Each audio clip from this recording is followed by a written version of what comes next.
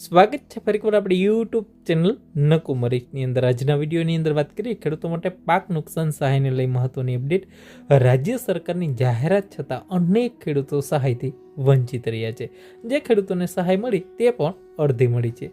મિત્રો, ગત 2025ની અંદર જે માવઠાના કારણે ખેડૂતોને મોટા પાયે નુકસાન થયું હતું, ત્યારબાદ રાજ્ય સરકાર દ્વારા અસરગ્રસ્ત ખેડૂતોને કૃષિ રાહત પેકેજ જાહેર કર્યું હતું, જેમાં કેટલાક ખેડૂતોને 50% સહાય મળી છે, જ્યારે કેટલાક ખેડૂતોના ખાતામાં હજી સહાય રકમ પણ જમા નથી થઈ। આ અંગે ખેતીવાડી વિભાગ દ્વારા કાર્યવાહી ચાલુ હોવાનું જાણવામાં આવે છે, એટલે કે જણાવાયું છે અને તમને કહેવામાં પણ આવે છે કે હાલ આ કાર્યવાહી ચાલુ છે।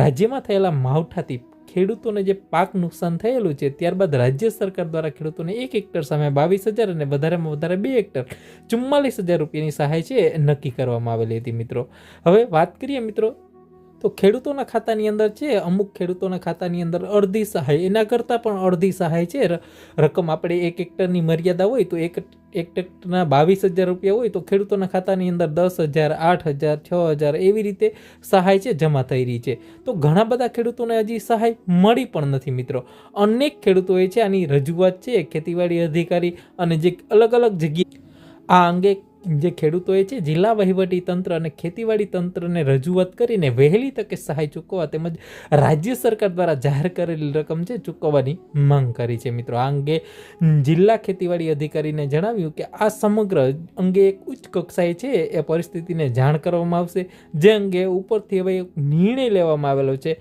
કે જે નિર્ણય લઈ અને મંજૂરી મળશે તે બાદ તંત્ર દ્વારા જે કહેવાય ને કે જે પુરવણી બિલની કાર્યવાહી આગામી 15 દિવસની અંદર કરી દેવામાં આવશે। મિત્રો, એક મહત્વપૂર્ણ નિર્ણય મળી રહ્યો છે।